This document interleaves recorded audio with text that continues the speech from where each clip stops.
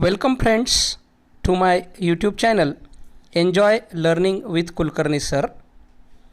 इस वीडियो को शुरू करने से पहले मैं आपको एक सवाल पूछना चाहता हूँ कि इंग्लिश इतनी मुश्किल लैंग्वेज क्यों है। तो देखिए, हम हिंदी और अंग्रेज़ी दोनों का कंपैरिजन करते हैं तो उससे हमें पता चलेगा कि अंग्रेज़ी में ऐसी क्या खास बात है जिसकी वजह से यह हमें मुश्किल लगती है। हिंदी की अगर बात की जाए तो हम देखेंगे कि हिंदी में हर स्वर का एक विशिष्ट प्रकार का उच्चारण होता है और उस स्वर का वही उच्चारण हमें हर शब्द में देखने को मिलेगा। जैसे अगर हम ई की मात्रा लगाते हैं तो किसी भी व्यंजन के साथ ई की मात्रा का उच्चारण ई यही होगा।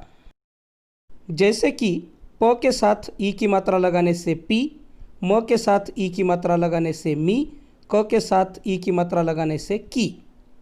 वैसे ही ए की मात्रा अगर किसी व्यंजन के साथ लगाई जाए तो उसका भी उच्चारण ए ऐसा ही होगा। जैसा म के साथ अगर ए की मात्रा लगाए तो में, क के साथ लगाए तो के, स के साथ लगाए तो से।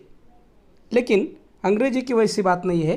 अंग्रेजी में सिर्फ 5 ही स्वर है, ए, ई, आई, ओ और यू, और इन 5 स्वरों का उच्चारण हमें हर जगह अलग अलग मिलेगा। जैसे कि हम ए का उदाहरण देखते हैं तो ए का उच्चारण कहीं पर ए होगा, कहीं पर ए ई होगा, कहीं पर आ, कहीं पर औ, तो कहीं पर ए, ऐसा भी उच्चारण हमें देखने को मिलता है। उदाहरण के तौर पर हम यह 5 शब्द देखेंगे। इनमें से जो पहला शब्द है फैट, इसमें ए का उच्चारण हमें ए मिलता है। तो फैट इस शब्द में ए का उच्चारण ए ही है। तो फास्ट इस शब्द में यह आ है। तो फॉल शब्द में यही अ है। उसी तरह फेयर शब्द में ए का उच्चारण ए ऐसा हुआ है। तो यहाँ हमने देखा कि एक ही स्वर का उच्चारण हमें अलग अलग तरह से करना पड़ता है और इसीलिए हमें अंग्रेजी इतनी मुश्किल लगती है। तो फ्रेंड्स, आज हम इस वीडियो के माध्यम से अंग्रेजी में ए इस वॉवेल का मतलब ए इस स्वर का अलग अलग परिस्थितियों में कैसा उच्चारण करते हैं यह देखेंगे। ए अगर शब्द में अकेला स्वर है और उसके पीछे व्यंजन है, पर उस व्यंजन के बाद अगर दूसरा स्वर नहीं है तो ऐसी परिस्थिति में ए का उच्चारण ए ऐसा किया जाएगा। इसके बहुत सारे उदाहरण हम देख सकते हैं, जैसे man, bad, bank, can, cap. इन शब्दों में हमने पाया कि ए का उच्चारण यहाँ पर ए ऐसा किया गया है।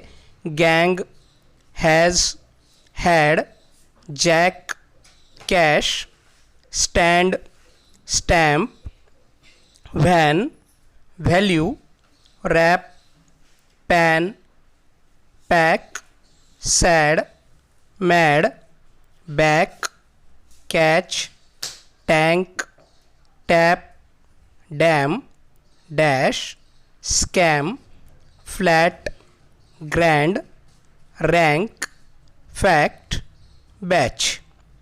ऐसे अनेक शब्दों में ए का उच्चारण ए ऐसा होता है।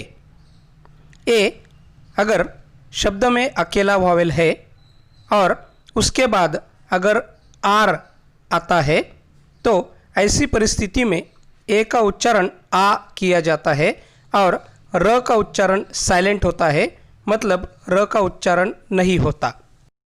इसके उदाहरण हम देखते हैं। का, बा, बाक, शाक, फार्म, लाक, डाक, लार्ज, वाट, यार्ड, स्टा, स्पार्क, काट, चाट, हार्म, हाश, वॉन, कार्ड, स्मार्ट, शार्प, पाक, मार्ट। ऐसे बहुत सारे शब्दों में हमें ए का प्रोनाउंसिएशन आ मिलेगा। वैसे ए के बाद अगर एस के, S T, double S, T H, F T आते हैं तो ऐसी परिस्थिति में भी ए का उच्चारण आ किया जाएगा। Mask, task, ask, bask, cask. इन शब्दों के अंत में यस के है और उसके पहले ए है, तो यहाँ पर हमें ए का प्रोनाउंसिएशन आ दिखेगा। Mast, cast, last, fast, vast, blast, past. इन शब्दों में एस टी अंत में है और उसके पहले ए है, तो ए का प्रोनाउंसिएशन आ है। वैसे ही डबल एस जिन शब्दों के अंत में आता है वहाँ पर भी उसके पहले आने वाले ए का प्रोनाउंसिएशन हमें आ देखने को मिलेगा, जैसे क्लास, मास, ग्रास, पास, ब्रास। ए के बाद टी एच है तो वहाँ पर भी ए का प्रोनाउंसिएशन हमें आ मिलेगा, जैसे बात, पात, रात। ए के बाद एफ टी होने पर भी ए का प्रोनाउंसिएशन आ किया जाएगा, क्राफ्ट, शाफ्ट, राफ्ट। ए शब्द में अकेला स्वर है और उसके बाद अगर एल आता है और एल के बाद कोई स्वर नहीं है, तो ऐसे शब्दों में ए का प्रोनाउंसिएशन अ किया जाएगा। All, ball, mall, tall, call, fall, wall, hall, small, stall आदि शब्दों के अंत में डबल एल है और वहाँ पर ए का उच्चारण हमें अ मिलता है। यह शब्द के अंत में 2 बार एल क्यों आया है, यह जानने के लिए आप मेरा क्लस्टर ऑफ कॉन्सोनेंट्स यह वीडियो ज़रूर देखें। अब हम ए के अगले उच्चारण की ओर बढ़ते हैं। शब्द में ए के बाद अगर कोई कॉन्सोनेंट या कॉन्सोनेंट क्लस्टर है, मतलब व्यंजन या व्यंजनों का समूह है, और उसके बाद यदि ई यह स्वर आता है, तो ऐसे शब्दों में ए का उच्चारण ए ई होगा, जिसमें ए का स्वर दीर्घ होगा और ई का उच्चारण ना के बराबर होगा। जैसे ब्रेक शब्द में ब्र ए और क, केज शब्द में क ए ज। यहाँ लास्ट में आने वाले ई का कोई उच्चारण नहीं होगा।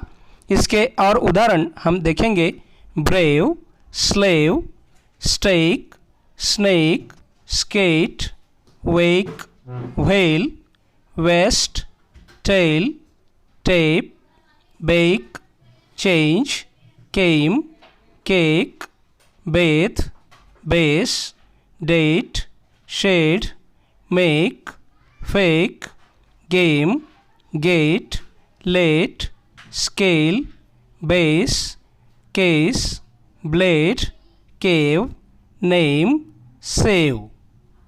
शब्द में ए के बाद अगर आर है और उसके बाद ई है, मतलब वर्णों का क्रम ए आर ई ऐसा है, तो ऐसी परिस्थिति में ए का उच्चारण ए होगा और अंत में आने वाले आर ई का कोई उच्चारण नहीं होगा। बेय, डेय, केय, शेय, मेय, फेय, हेय, रेय, स्केय, स्टेय, कंपेय। शब्द में अगर ए के बाद आय यह स्वर आता है, तो उस शब्द में ए आय का उच्चारण ए होता है। Aid, faith, gain, jail, main, rain, chain, train, brain, claim, wait, waste, daily, daisy, fail, mail, maid, paid, nail, plain. किसी भी शब्द में ए के बाद अगर आई यह स्वर आता है, परंतु उसके बाद अगर आर यह कॉन्सोनेंट आता है, तो इसका उच्चारण ए ई नहीं बल्कि ए होगा और आर साइलेंट रहेगा। एय, चेय, फ्लेय, फेय, हेय, पेय, स्टेय आदि शब्दों में ए आई आर इसका उच्चारण ए हुआ है। ए के बाद अगर यू या डब्ल्यू आता है, तो ऐसे शब्दों में ए यू या ए डब्ल्यू का उच्चारण अ होगा। Clause, cause, fraud, launch, taut, caution, auction, taunt. AW के कुछ उदाहरण हम देखते हैं। Raw, saw, straw, claw, lawn, pawn, yawn, flaw, jaw, law, dawn, crawl. AY मतलब ए के बाद अगर Y है तो इसका उच्चारण होगा AE। ऐसे शब्दों में ए का उच्चारण दीर्घ होगा और ई का उच्चारण ना के बराबर होगा। इसके उदाहरण हम देखते हैं। Day, pay, may, way, bay, clay, hay, stay, lady, lazy, spray, play, delay, ray, say, गे, ट्रे। इसके अलावा कई जगहों पर ए का उच्चारण अ भी होता है। अंग्रेजी यह एक ऐसी भाषा है कि इसमें उच्चारण संबंधी कोई विशिष्ट नियम नहीं है, लेकिन यह जो जानकारी है यह निरीक्षण के तौर पर बनाई गई है। ऐसे ही कुछ अर्थपूर्ण वीडियो देखने के लिए इस चैनल को ज़रूर सब्सक्राइब करें और अगर यह वीडियो आपको अच्छा लगा होगा तो ज़रूर लाइक करें। धन्यवाद।